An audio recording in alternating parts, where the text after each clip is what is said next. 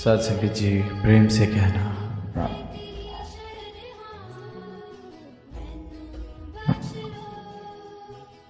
आज ये अजमेर के इस मैदान में कॉलेज का जो ये ग्राउंड जहाँ अक्सर कोई ना कोई खेल कूद का सबब बनता होगा, कोई ना कोई मैचेस किसी न किसी स्पोर्ट के या कंपटीशन टूर्नामेंट्स इस प्रकार के आयोजन निरंतर होते रहते होंगे। और यहीं इस मैदान में जहां अक्सर प्रतिस्पर्धा कंपटीशन के भाव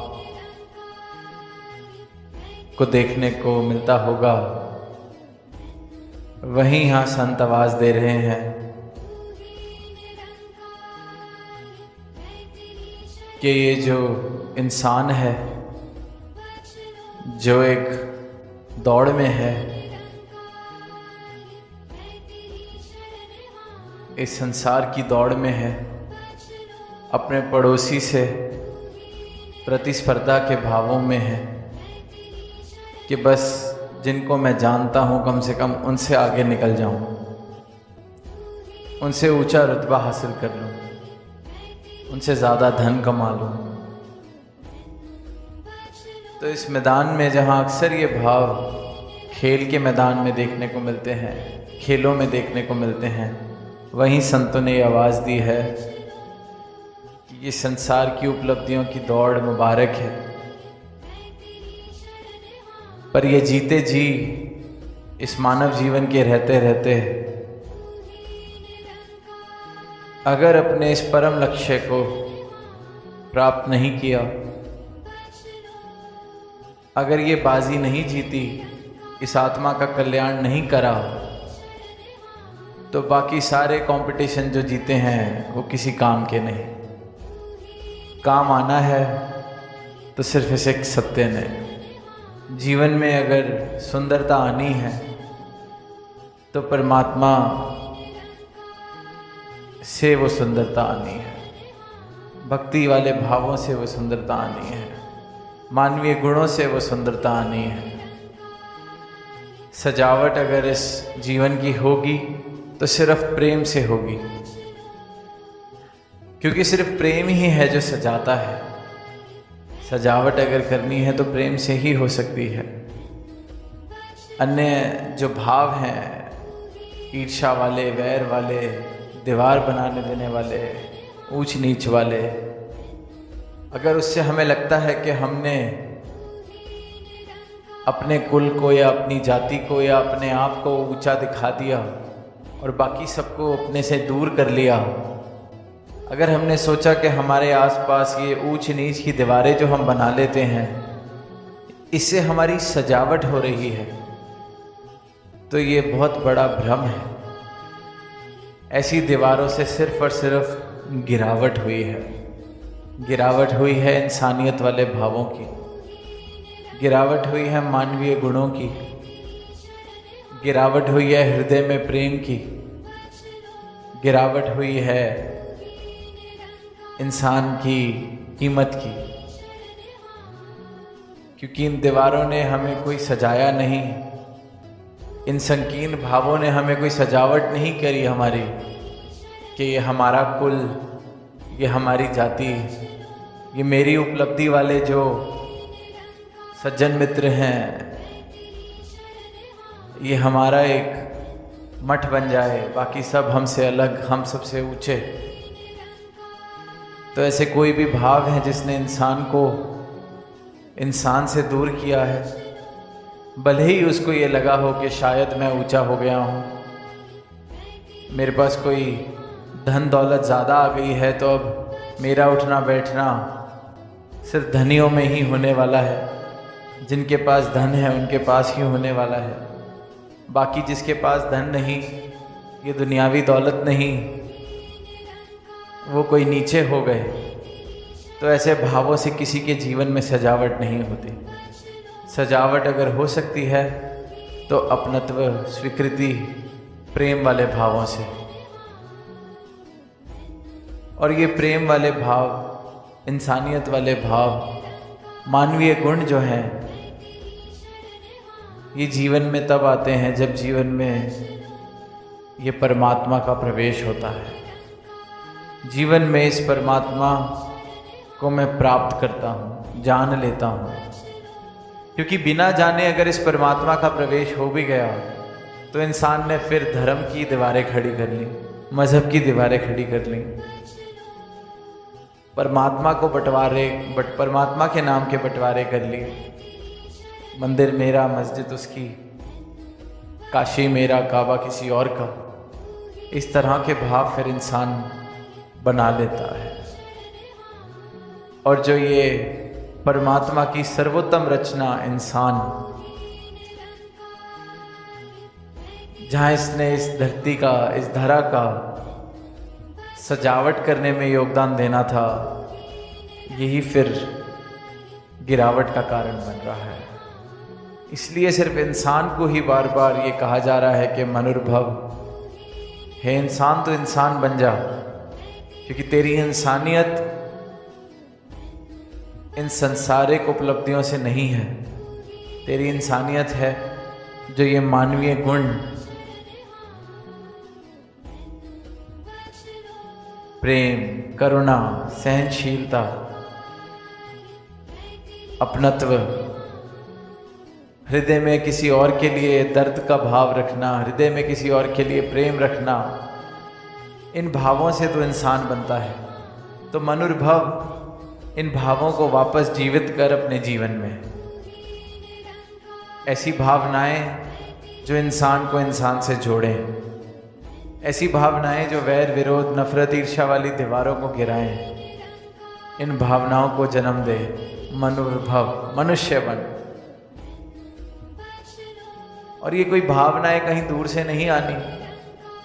जिसने अपने मूल की पहचान की है, जिसने इस बात का बोध किया है कि मैं ये शरीर नहीं हूँ, मैं ये उपलब्धियाँ नहीं हूँ, मैं ये धन नहीं हूँ, मैं हूँ तो ये आत्मा जो इस परमात्मा का अंश है।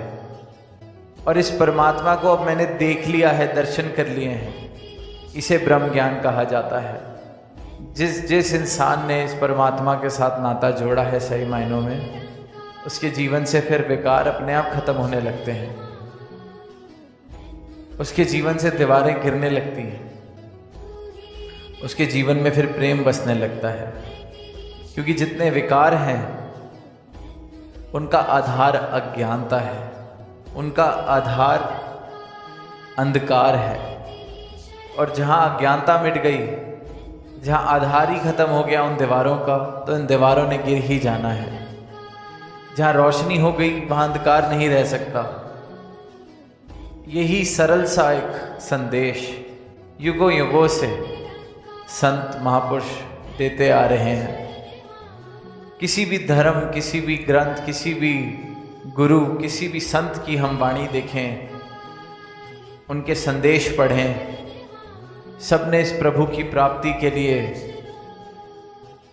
मानव को जागृति की आवाज़ दी है कि जागो, उठो और इस मानव जन्म का जो उद्देश्य है उसको पूरा कर लो।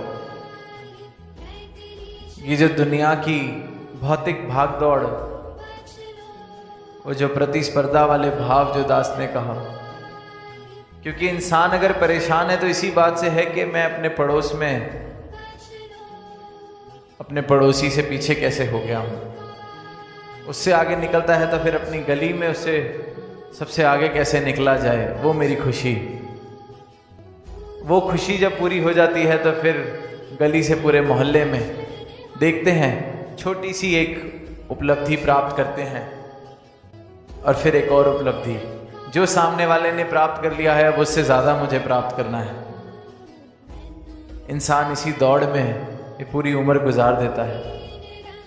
उसकी दौड़ का जो ऑब्जेक्ट है, जिस चीज़ के पीछे दौड़ रहा है, वो ज़रूर रूप बदल सकती है, पर है वो माया ही, है वो भौतिकता ही। जहाँ एक इच्छा पूरी, वहाँ फिर दौड़ दोबारा चालू।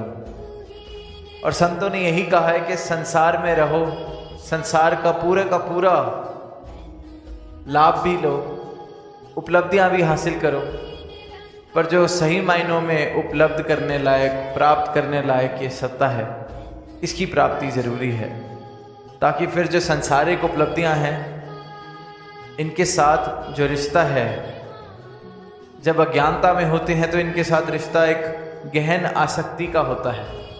मेरे जीवन की परिस्थितियां मेरी मनोस्थिति के ऊपर हावी होती हैं, क्योंकि आसक्ति है। इस तरह की आसक्ति है कि मुझे लगता है कि अगर जो मैंने आज प्राप्त कर लिया है, इसको कोई थोड़ा सा भी कोई नुकसान पहुंचा देगा तो मैं तो खुश ही नहीं रह पाऊंगा। ये जो मैंने धन हासिल किया है, इसमें थोड़ी सी भी ऊंच नीच हो गई तो मैं खुश नहीं रह पाऊंगा, मैं सहज अवस्था में नहीं रह पाऊंगा। आसक्ति है। वहीं रिश्ते नातों के साथ भी आसक्ति है, जहाँ ये पता है जिसने जन्म लिया है मृत्यु हानि है, पर फिर भी इंसान इतनी आसक्ति से अपने रिश्तों में जुड़ जाता है कि आज कोई है साथी, कल ना रहे तो संभल नहीं पाते। आसक्ति है, गहरी आसक्ति है। और वहीं जब इस ब्रह्म ज्ञान को प्राप्त करते हैं, सही मायनों में सत्य को देख लेते हैं, इस परमात्मा को देख लेते हैं, अपनी पहचान कर लेते हैं, तो किसी भी गुरु ने, किसी भी संत ने ये नहीं कहा कि अब परमात्मा की प्राप्ति करनी है तो संसार छोड़ दिया जाए, बल्कि कहते हैं कि परमात्मा की प्राप्ति हो गई तो अब संसार में रह के वैसी आसक्ति नहीं हो पाएगी, अब अनासक्त आसक्ति होगी। जैसे एक कश्ती पानी में तो रह रही है पर पानी के ऊपर तैर रही है, उसी प्रकार फिर संतों का जीवन, भक्तों का जीवन संसार में है पर संसार से ऊपर उठ के रह रहे हैं। हृदय में संसार नहीं बस रहा, हृदय में परमात्मा बसा है, और फिर इस परमात्मा की प्राप्ति के साथ इस संसार में विचरते हैं तो इस संसार भी सुखदायी बन जाता है, इस संसार में भी सहज अवस्था प्राप्त करते हैं, फिर इस संसार के अंदर भी सजावट का काम करते हैं, क्योंकि जीवन में प्रेम आ जाता है। और इसलिए फिर वो भाव कि संतों ने बदलना है नक्शा कुल संसार का, नक्शा बदलना है सजावट करके, क्योंकि संत फिर प्रेम से भरपूर हो जाते हैं। जिसने भी परमात्मा को प्राप्त कर लिया वो प्रेम से भरपूर, वो एकत्व के भावों से भरपूर, वो संतमति से भरपूर, वो सहनशीलता से भरपूर। तो फिर ऐसा संत जो इन सुंदर भावों से भरपूर है, मानवीय गुणों से भरपूर है, फिर यही तो नक्शा बदलेंगे संसार का।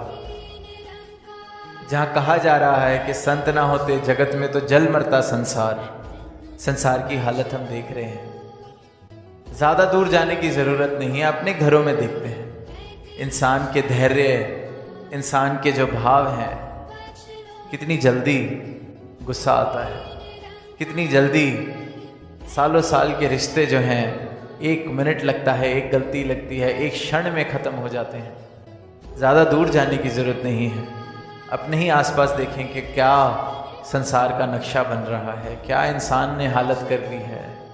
जल रहे हैं, जल मरता संसार, रिश्ते जल रहे हैं, दुनिया जल रही है, किसी और की खुशी देख के मैं जल रहा हूँ। और वहीं फिर संत ठंडक पहुँचा रहे हैं, क्योंकि इन प्रेम वाले भावों से युक्त हैं। और जैसे आज वो गीत भी कह रहे थे, गीत में बच्चे के प्रेम ने सजाना है, सजावट करनी है तो प्रेम वाले भावों से करनी है। तो इसीलिए फिर संत इस संसार का नक्शा बदलते हैं प्रेम वाले भावों से, मानवीय गुणों से। तो जीवन में परमात्मा आ जाए तो जीवन मुबारक हो जाता है।